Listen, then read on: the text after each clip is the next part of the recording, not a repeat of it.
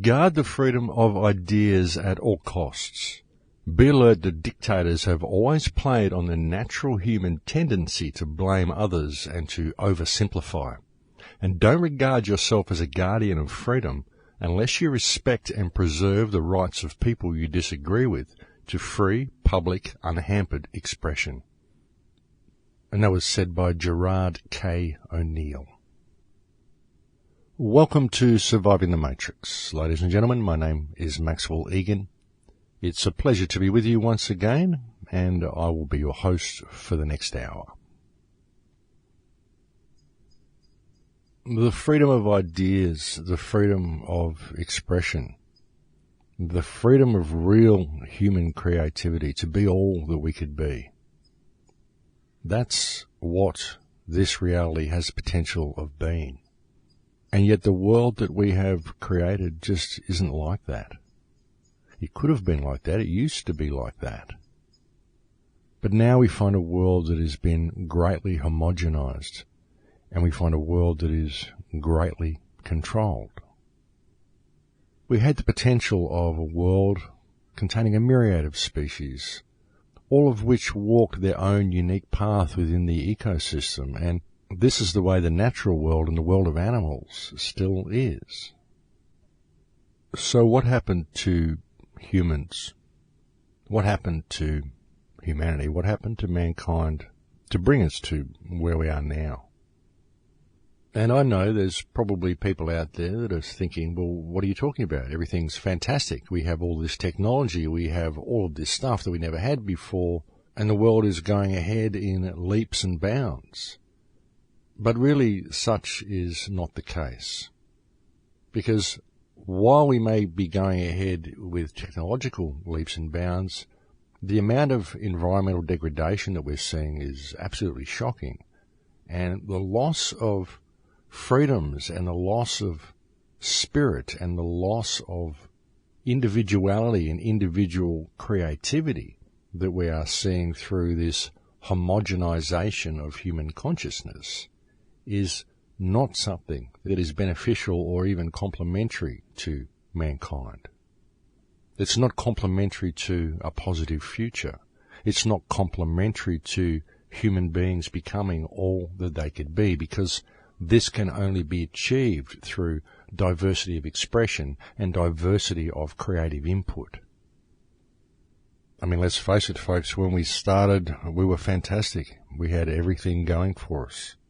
We had diversity of species, we had diversity of thought, inspiration, we had freedom, we had a beautiful planet, a lush, green, albeit harsh in many ways, but still a paradisical planet to live on.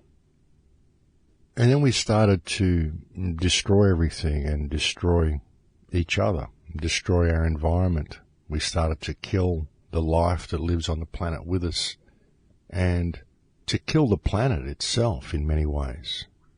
And all the while that we were doing this, we were calling it progress. It's like our egos took over. We got presented with concepts that claimed that we were a divine creation, the most magnificent thing in the entire universe, and our egos kicked in, and we decided that the universe was here solely for our benefit and solely for our use, and that everything is for our use. The animals are for us to use, the plants are for us to use, the planet is for us to use. We put ourselves at the top of the food chain, not just on this planet, but universally at the top of the food chain. We spend our time now mainly indulging in tribal warfare, the destruction of each other, the control of each other, and the control and destruction of our habitat. That seems to be most of what we put our minds to. Generally speaking, I mean, as a species and as a society, this is what we do. We may not do this on an individual level. We're usually too concerned with our own little habitat that we believe we own. But generally speaking, as societies, this is what we do. Our main focus is on war and control of each other, of course. That just seems to be where we've gone as a species. And one really has to wonder why this happened, how this happened. One has to be aware of it, because it's only by stepping back and really looking at the actions of mankind and being aware of what we're doing and where we're going that we will ever find solutions to the many problems that we face, every single one of which we have created ourselves. Have you noticed that, folks, that everything that is wrong with the planet, every single environmental, everything that is wrong with this planet is a result of the actions of mankind. All of it's been carried out through the massive ego we seem to have developed through our belief that we are the top of the universal food chain and that everything that exists solely for our benefit. And even when we become aware of problems in our society, problems in our government, problems in our social structure, it seems to be very rare for us to actually implement any positive change to these problems. Very often the problems have been created by politicians, and so we look to the politicians to fix the problems they created. But really, folks, what we have to do is we have to fix them ourselves. And we very often fail to see the opportunities that awareness of these problems provides for us. Take the Edward Snowden situation, for example. There's so many people now online arguing whether Edward Snowden's a good guy or a bad guy, whether it's controlled release, whether it isn't, whether it's alphabet agencies investigating each other. There's other people saying, oh, this is on the anniversary of the WikiLeaks affair and all this sort of stuff. So they're reading all this stuff into it and arguing and debating amongst themselves and essentially working to perpetuate the fight, rather than sitting back and seeing what the whole situation has provided us with, which, as I said on last week's show, is opportunity in the form of evidence that everything the alternate research community has been saying for years is real. Evidence that can now be presented to the general public. I mean, we already knew this. We knew this back in the 1970s, that they were doing this. We knew about what the alphabet agencies were doing, how much they were spying on people. We've known about Echelon, where all the information is processed, the big bases in Australia and Pine Gap and in New Zealand. We know all about this. So the people that are sitting there in the alternate research community arguing over whether it was this and whether it was that, and the fact that we didn't learn anything new and all of this sort of stuff, are missing what's actually going on here. Because what this has done is it has provided evidence to the mainstream. It has provided evidence to the community at large that everything the alternate research community has been saying is real. And that's what it's provided for us, folks, and all of the rest is just noise. All the people arguing about whether it was this or whether it was that or what its purpose was, it's all just noise. You've got to look at the opportunity it's now provided. And remember, Richard Nixon was forced to resign because he did this to one hotel and to actually really one person. And here we have the NSA and the Obama regime has been doing it to the entire planet. And of course, the politicians are going to argue whether this was legal or not. But really, folks, we know that legal is just what they make up. They just write rules down on pieces of paper. They say, yes, it's legal because we said we could do this because we wrote it down on this piece of paper. Look, it's got a fancy letterhead. Now you guys have to let us do this because we wrote it down here. That's all legal is. Doesn't mean anything. These guys just made it up and they've tricked us into going along with it. And it's that type of attitude towards what is legal and what is lawful, and it's that type of loss of power of the individual that has led to everything that I mentioned in the start of the show. It's led to the global situation we are now in because we have allowed these public trustees to say what is right and what is wrong rather than actually just doing what is right.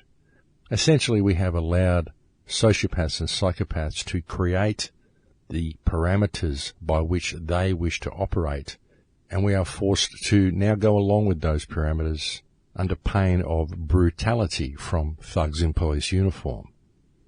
That's the type of society that we're living in.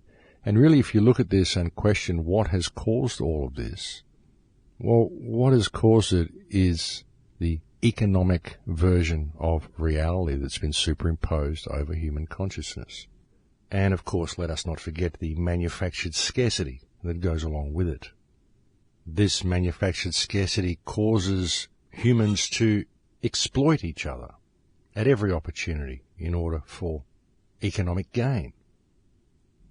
And this is something that I've spoken to you about so many times in the past, the real evil of money, what money is. Because money superimposes an economic reality over what mankind should actually be. If you look at the destruction and degradation of our environment, it's all been done to support an economic model. It's all been done to support a fictional economy. It's all been done so that certain people can gain perceived wealth when there is no real wealth in money. Money is not wealth. Health is wealth, really. Health and companionship and love of your environment and the respect and love of people around you and the support of people around you, living your life in Lakesh with the world at large, that is wealth. But we've been led away from that, and we've been trained to believe that wealth is economic gain, when economic gain is just fiction. It's just something that we made up. And it's also used very much to divide society. The social parameters that we set ourselves, the economic parameters that we set ourselves, all of these things are used to create division. And division is deeply ingrained into so many people. Even within the alternate research community, division is so ingrained into people's minds. It's always my way or the highway.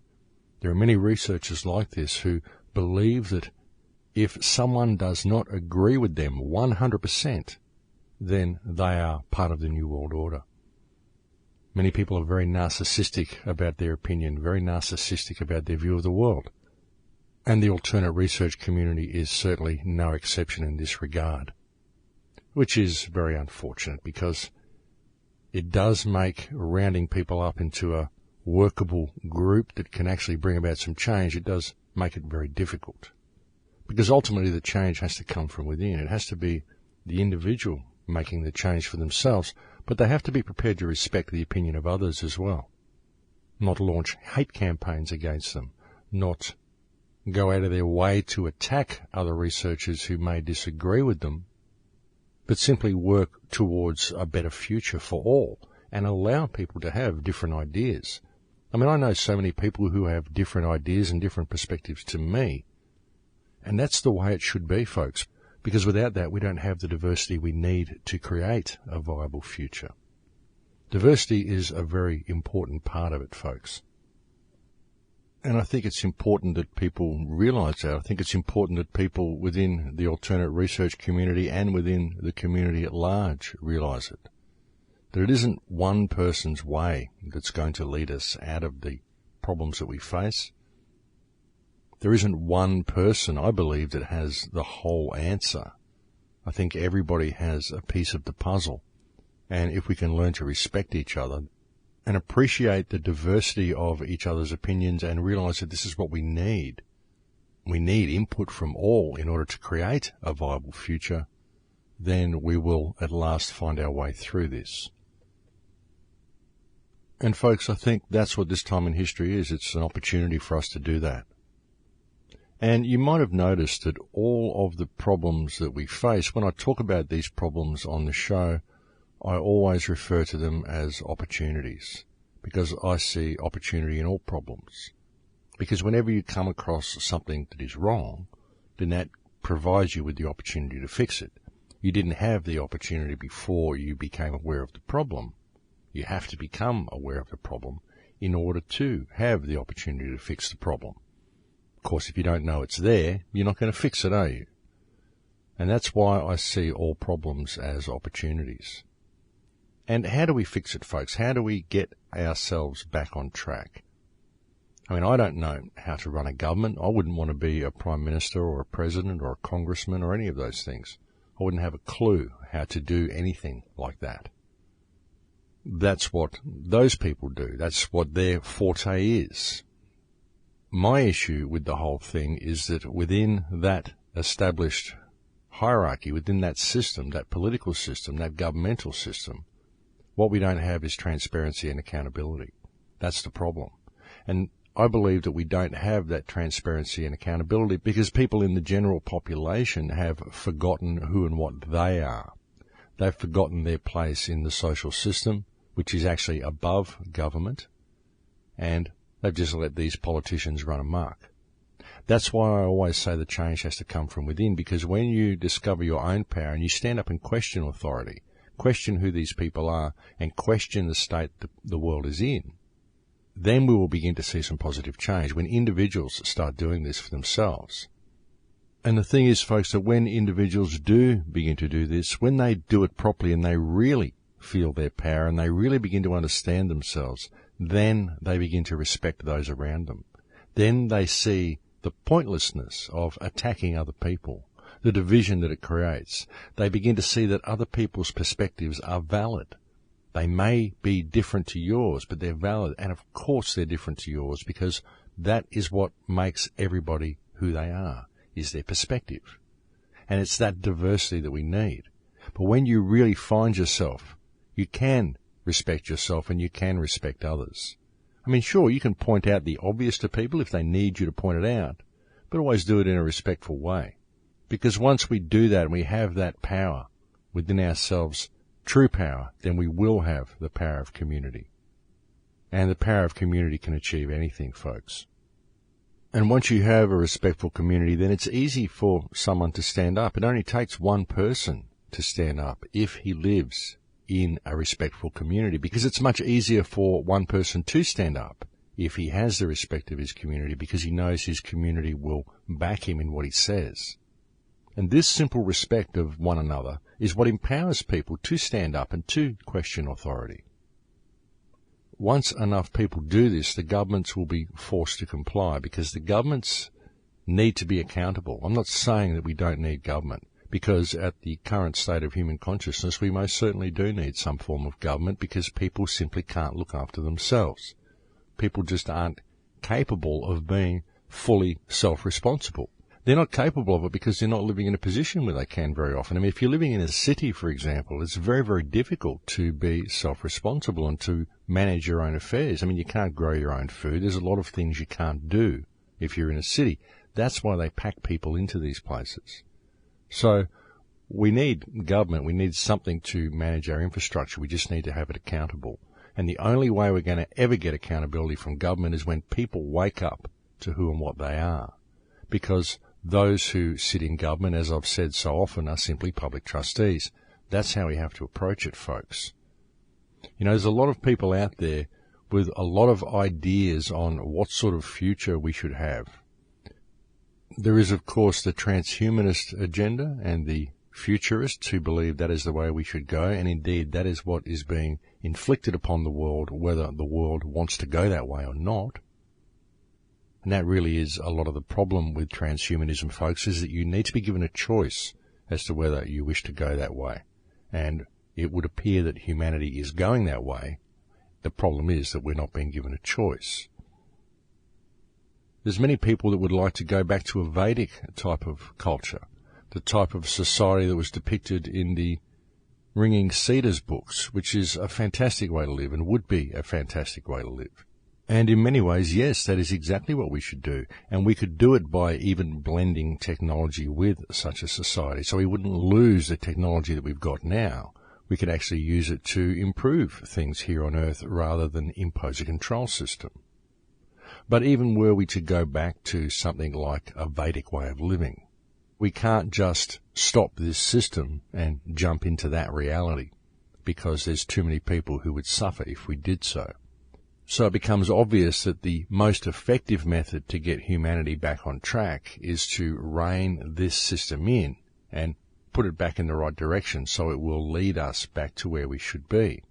And the only way we're going to accomplish this is if the individuals within our society realize who and what they are and realize the power they have to effect positive change by simply standing in their power and questioning the actions of the public trustees that are in charge of their various countries.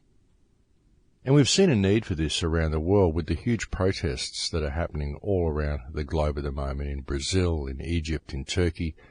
Very, very tense situation, of course, in Egypt now, Because people know they want change, and so they have these massive protests, but they don't really have any plan of what they're going to do after they've had their protests and after they've ousted their government. We've just seen Morsi ousted in Egypt, and now the military are in charge of Egypt, and that's never a good thing. So we've got to just wonder where it's going to go now. I mean, Morsi was obviously a flake. He was obviously a Western puppet. The Arab Spring that they had in Egypt a couple of years ago when they overthrew President Mubarak really didn't achieve much at all. All it really did was put a Western puppet in charge of Egypt who spoke very strong, but actually did not do the right thing.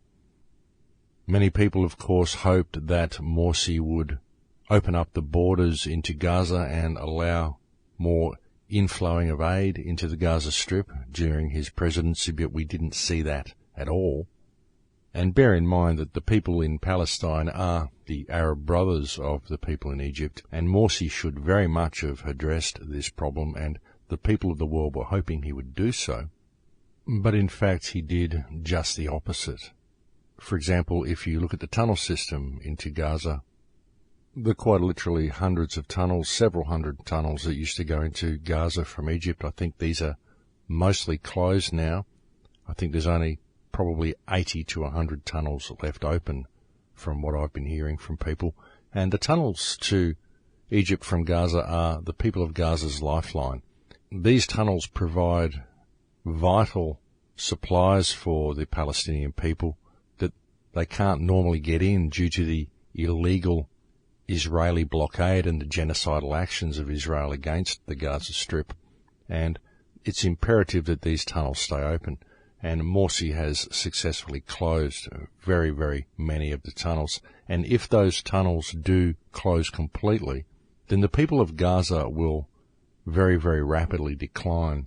And this is, of course, what Israel wants, because Israel is quite literally carrying out genocide in the Gaza Strip. It's a slow kill. It's just starving them of everything they need to be alive and allowing the place to deteriorate until it becomes unlivable.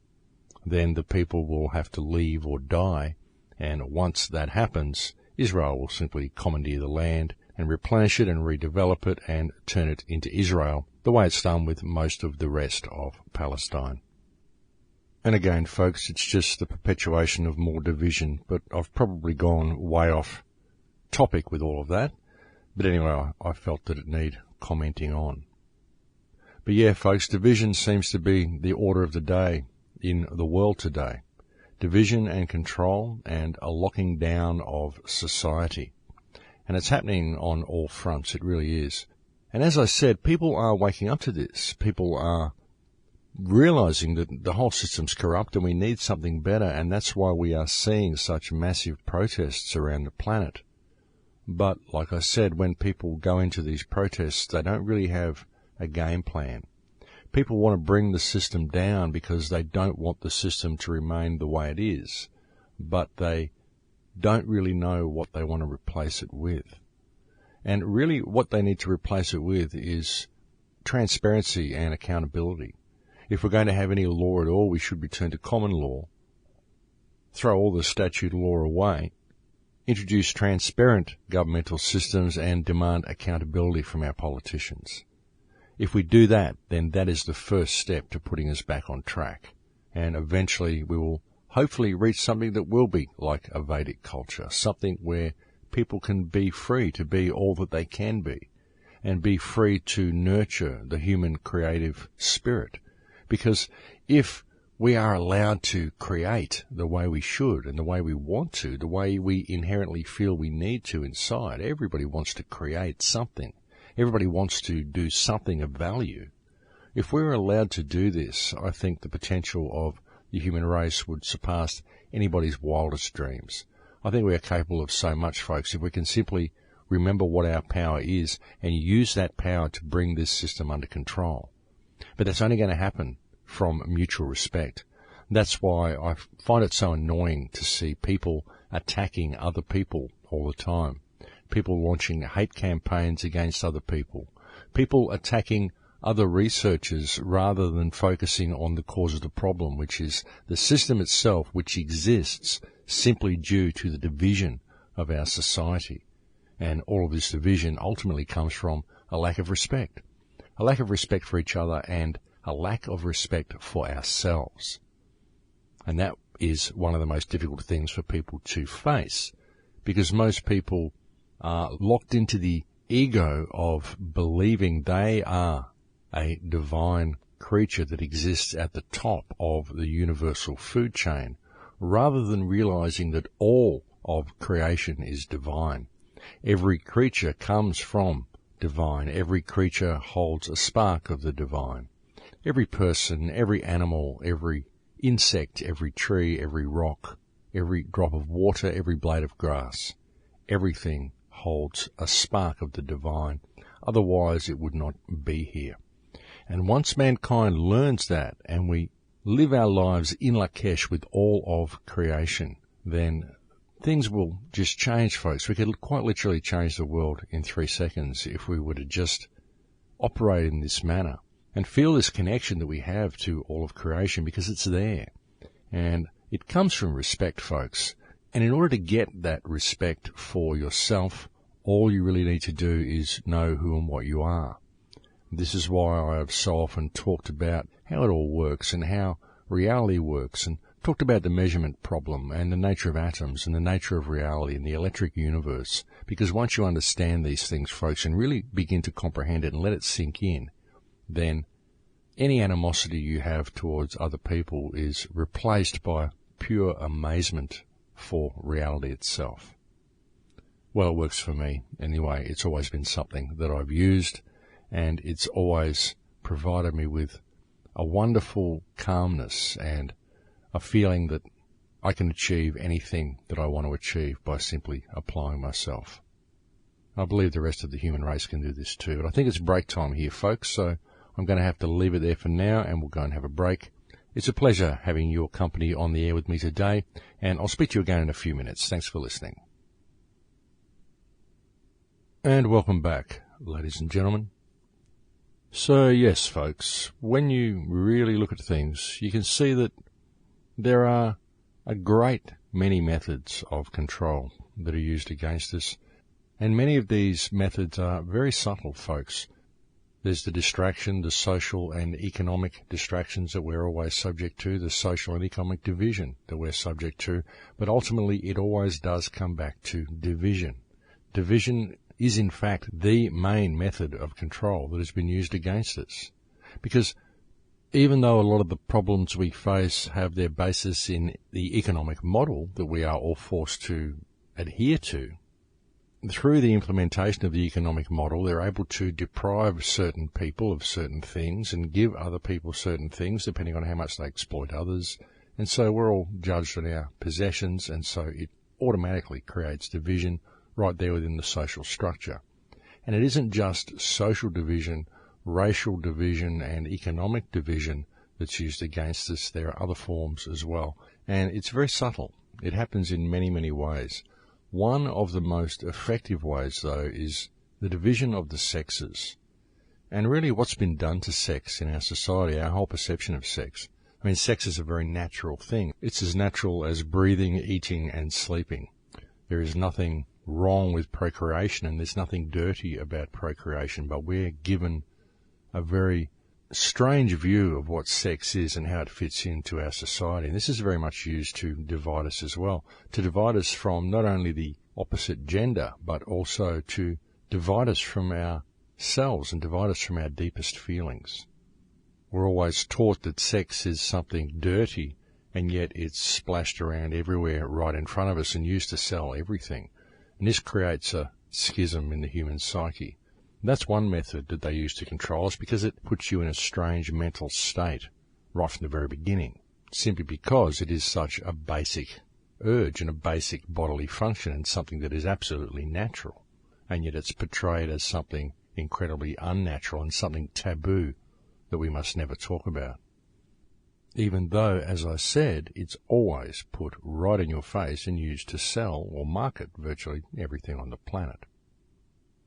Of course, the people that are most susceptible to this type of programming are children, just as they're coming into adolescence and they're finding out about their own sexuality. And so this sexual division, this basic attraction that you're not allowed to acknowledge, gets indoctrinated into them through their years in school, and then they grow up with these sexual values and they apply them to their adult lives. And this is, of course, why the pop industry is used so much to promote this in-your-face sexuality to the children at a very early age. They like to activate this in the kids as much as possible, because once you can put it there and then say don't touch, it creates that schism very early in human consciousness. So it really is interesting when you begin to look at all of these things, folks, and you really see how the human psyche has been bombarded from virtually all directions. Everything that we are given is designed to manipulate our senses, and usually what it presents us with is something that is the opposite of what we should be doing, and the opposite of what we are, the opposite of what reality is.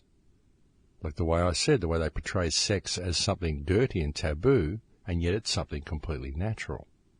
So it has the reverse meaning of what it really is. And as I've often pointed out, the difference between what is legal and what is lawful. When legal looks like law, but really it just takes your rights away, whereas law gives you your rights.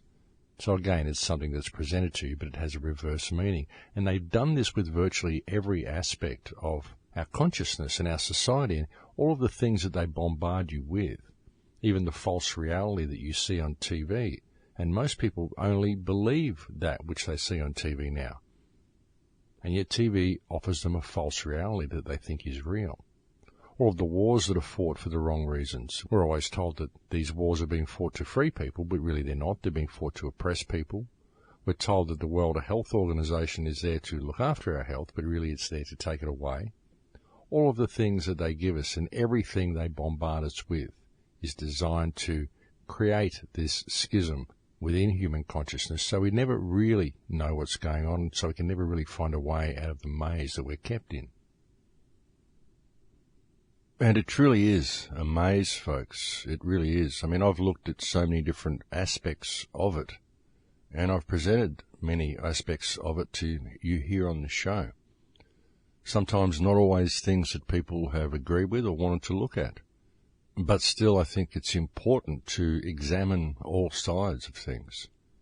Because unless you're prepared to look at everything, you're never really going to find a way out of this maze. You're never going to find where the chink in the armour of the system is. And I think it's important to examine all issues, and it's important to keep an open mind when you're looking at things. Don't take anything on as gospel. Don't take anything on as the absolute truth, and don't take anything on as the silver bullet.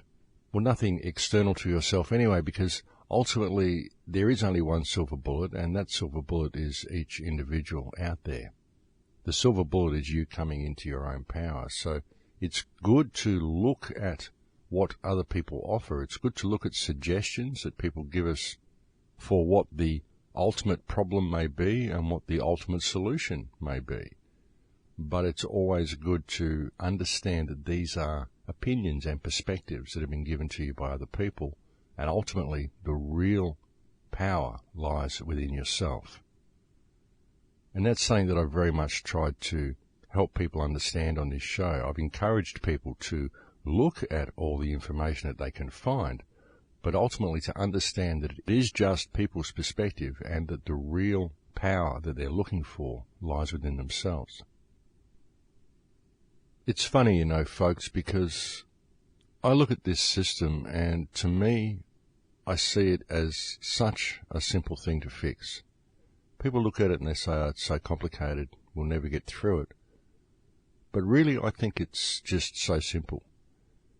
And I've often said that all it would really take would be respect. If we had respect for each other, we could change the world in 3 seconds. This has been a mantra of mine for almost 6 years. And it's true, because if you think about it, when you really do understand what your body is, and you do really understand where you come from, what energy is, how the universe works, and you see the pure wonder of it and stand back in amazement, as I said, when I look at reality, I'm amazed that I can even perceive things around me. I'm amazed at the whole experience. It's absolutely incredible. And everything that happens in my life, all of the good things that happen in my life, come to me because I do good things for other people. And I'm convinced of this, folks. I'm absolutely convinced of it, that anything good that comes to me is because of good that I've done. I'm absolutely convinced of it. And I've seen it in action. I've done things for people with absolutely no thought of getting anything in return for doing that act. And almost instantly, I've had something happen which has given me back that which I gave. And this has happened to me so many times that it's way beyond coincidence, and it doesn't even make me think anymore. I just allow it to happen. I don't expect it to happen, but I allow it to happen when it does. Giving is so important, folks, and it's so empowering. It really is. And something that I've realized is that every time you hold back, every time you fail to give, what you are doing is taking from yourself. And I know that's probably difficult to understand, but when you hold back and don't give, and I'm not saying when you take, but when you hold back from giving, you are actually taking from yourself. Because when you give unconditionally to people, the universe looks after you in ways that you would never expect. But you don't get that. The universe will pay you no attention unless you're paying attention to it. And that's the way I live my life. I treat people as myself. I don't pretend that I'm somebody else and I'm around other people. I'm just me. And that's what I am. And I treat every person as I would be treated. I treat every person as if they are me. I give them the respect that I feel for myself. That's the thing. It isn't that I give them respect because I believe they deserve respect or they've earned respect or anything like that. I respect them as I respect myself, because I do respect myself.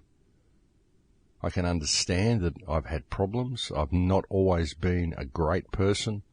I've had my ups and downs. I've had moments in my life when I was probably my own worst enemy. But I've gotten through it and I've become the person that I am today, and I respect that person. And so I'm able to respect other people. And you imagine if everybody did this. If everybody respected everybody else the way they respect themselves, and put the ego away. There's no ego in respecting yourself. It's not about ego. It's not about how great you are. It's just about respecting your integrity, respecting your perspective, respecting you for the individual frequency of consciousness that you are, the individual expression of creation that you are, and the unique perspective that you hold, and realizing that everybody has this. Everybody is exactly that. We may be vastly different from each other, but ultimately we are exactly the same. And we can be both. We can be completely different and absolutely the same at the same time. That's the way creation works. When you really understand how all this works, folks, respect for others comes by default. And if people did that, then the whole system would just fall down. We wouldn't have to worry about the chemtrail pilots. We wouldn't have to worry about the soldiers. We wouldn't have to worry about the police, because suddenly everybody would respect each other and the world would simply change by default. We wouldn't need any of these organizations. To me, that's what amazes me about this whole situation we're in, because that simple act of respect, that simple changing of one's perspective, could change the world in 3 seconds if people were willing to do it. The problem is that people are not willing to do it because people have been trained and indoctrinated into a certain view of what life is. And that's where the real problem lies. And that's why I believe it's up to the individual to show people that there's a better way. You've got to lead by example in what you do. Put in a garden if you have an opportunity to put in a garden. Be all that you can be. Give to people around you. Give unconditionally to people. Respect people as you respect yourself, and encourage others to do the same. Don't put a monetary value on everything you do. Don't always do things for profit. And if you're running a business where you need to make profit in order to survive, well, make the profit that you need to survive, but don't make exorbitant profits. Don't rip people off for economic gain for yourself, because by doing so is just exacerbating the problems that we face. And the world is enslaved to a fictional economic model, a fictional social system, a system that's designed to divide and conquer the human race. And the main thing that perpetuates it is people's unawareness of the system. And people are so caught on the treadmill, they are so willing to claw their way to the top because that's what's been instilled into them. But I believe we can do better than that. I believe we can step above that. We can really step back and look at things for what they are. We can find a better way. I think we each have the power to do this, and with every problem that we're facing, this is what we are being given. We're being given an opportunity to do this. We just have to realize that that's what it is. You know, here in the world in 2013, with what's going on around the planet, the huge demonstrations that are happening everywhere, the world really does stand on the edge of a knife right now. Human consciousness could conceivably go in any one of a number of directions, depending on the outcome of things that are happening right now. And all this depends on your participation. All of this depends on what you out there listening to this show do with the information that comes to you. All the people involved in the revolutions in Egypt, all the people involved in the revolutions in Brazil, in Italy, in Turkey, all of these people know that there is something very much wrong with the world, and they are willing to make a stand to see that we change the direction that we're going in. But it would appear that most of them are lacking direction in themselves. And as I said, we stand on the edge of a knife right now. We could take the world in a wonderful direction, or we could allow something very, very terrible to be created from our actions as well. And ultimately, any revolution that humanity stages has to be based on an evolution of consciousness. We really have to change our perspective on the way we look at things. We have to change our perspective of who and what we are and how we're going to approach the world. What sort of a political system that we want. We don't want to just pull down one puppet master and put in another puppet master. We need a complete restructuring of the system. But again, we can't just tear it down and allow a vacuum in its place, because that vacuum will be filled by something very quickly. We need to have some workable plan formulated before any revolution starts. We need to have a clear direction and a clear methodology that can be used to steer us back on track before we tear down the current system. Because were we to just tear it down the way we're seeing in Egypt, well, as I said earlier, now we've seen the military takeover of Egypt. We've seen a military coup. The army is now in control and the constitution has been suspended. And that can never be a good thing. Even if there is a military coup, I don't see any reason for the constitution to be suspended. And so people really need to pay attention to what they're doing. And I really believe that we don't need to tear the system down. All we need to do is step away from it, refuse to comply with it, understand that our public servants are just that. They're just servants. They're just public trustees. We can hold them in breach of trust, and we can move forward with new trustees that will carry out the will of the people. And as I've said many times, if we can get these trustees to remove the toxins from our environment, to remove the fluoride from the water, and to stop spraying the skies and feeding us pharmaceuticals and genetically modified crops, then we're going to find that humankind will come back on track and will come back into reality very quickly. Because I think these are the main things that are holding us back. And I think that once we have a toxin-free environment to live in, we're going to find that reality is very, very different to what we thought it was anyway. That's why it's no good trying to just restructure a new form of government and go on from where we are. We need to really, really focus on removing these toxins from our environment. That needs to be the first step of any move that we have, because that will work to awaken us. And I think that once we awaken to what is really going on here and actually awaken to what we're really capable of, then the world will be vastly different. It's very hard to structure a world from our current point of consciousness, folks, because we're so biologically locked down, so biologically, electromagnetically, and spiritually locked down that we don't really have a true concept of what reality is. So how do you structure a system from this perspective of consciousness? You have to allow mankind to come back online. You have to allow the human spirit to redevelop, because we've been kept in the dark for so long. And any type of new structure that we create from this perspective of consciousness is not really going to be what we need anyway. So I really do believe that the best option is to just rein this one in, get rid of all the toxins from our environment, and then just allow a natural progression from that point. Because I think it will be a natural progression. This is what I was saying to someone when I was talking about the Zeitgeist movement one day, when they were talking about wanting to build something like the Venus Project. And my argument was that we are so physically and biologically locked down at the moment.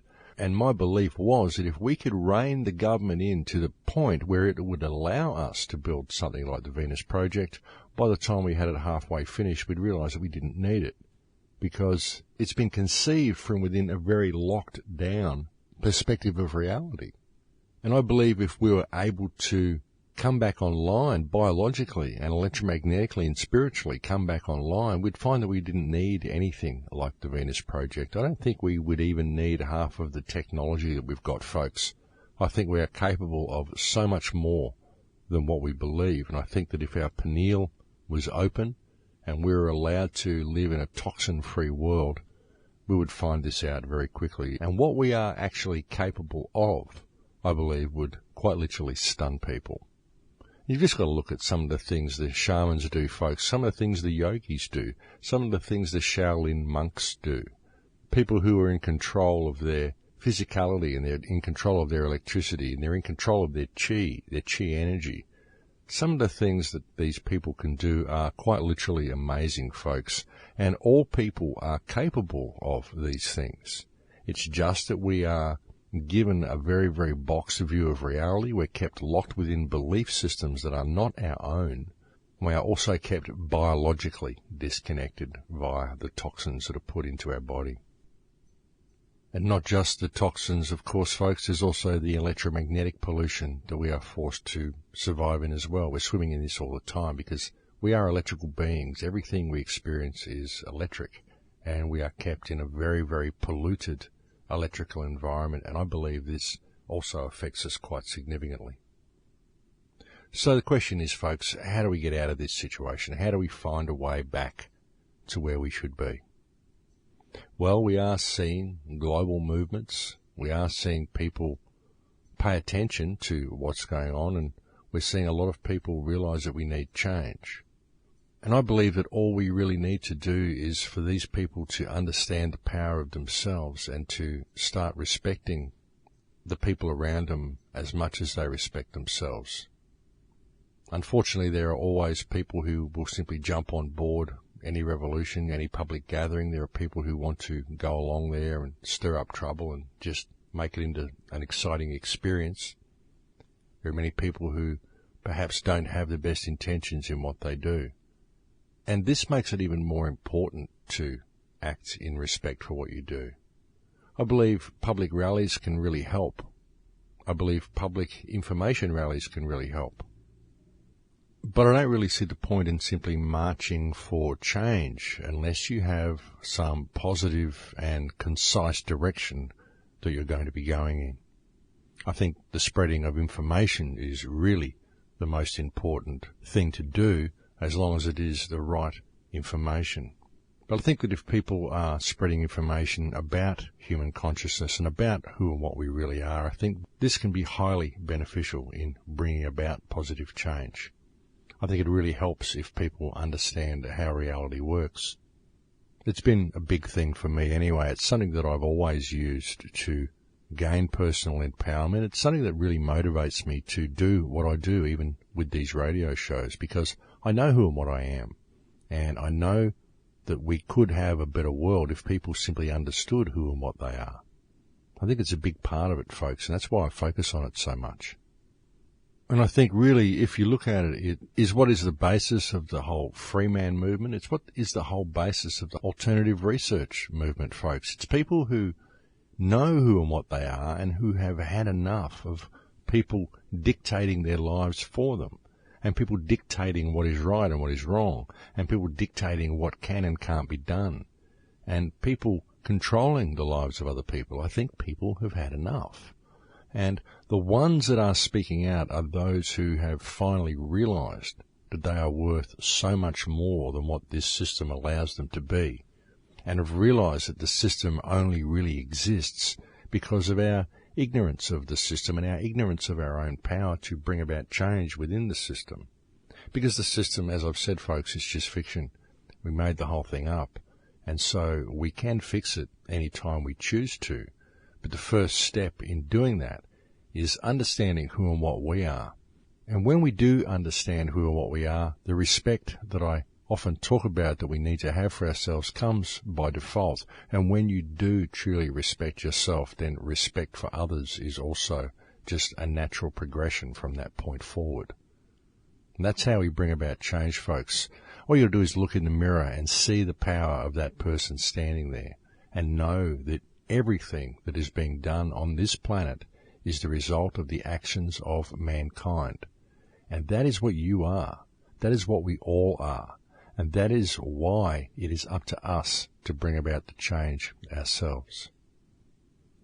Well, we're getting close to the end of this show here, folks. I really don't know how many more of these shows I'm going to do, to be honest. I've got so much on my plate at the moment, and I really do believe that I've said all that I can say on these radio shows. I've been doing this for about 6 years now, almost 6 years, and I've presented the same information for you in so many different ways now that sometimes I feel that by adding more to it, I'm simply diluting the information that I've already put out there. I've also been offered a show on David Icke's new television station that is opening. I'm wondering whether to do this and whether not to do it. I have thought about it. It is a very, very big task, though, producing a television show every week. It's almost a full-time job and something that I would be doing for no pay. And so I'm not sure whether I will be going ahead with that. I'm thinking about it, but as I said, it's not something that I can do on my own. If you do live in Australia and you are someone that has any experience in that sort of thing, perhaps you might want to contact me and perhaps we could work together to see what we could come up with. I think the TV station that is opening is a wonderful opportunity to be able to get information out to even more people and perhaps take things to the next level. But again, it's still something that I need to weigh up and decide whether it's what I really want to do.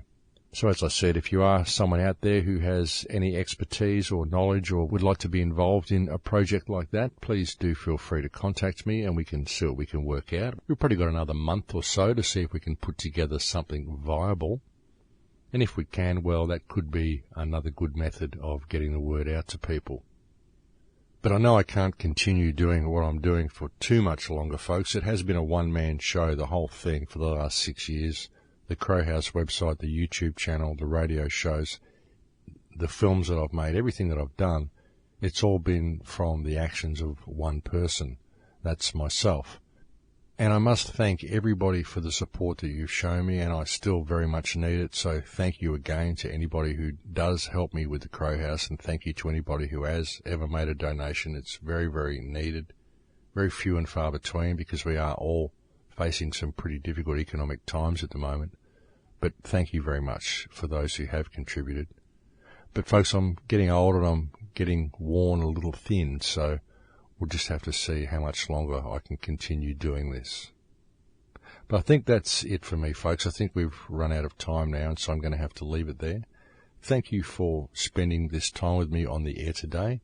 It's a pleasure to come and talk to you every week. I'll look forward to speaking to you again next week. Please take good care until then. In Lakesh.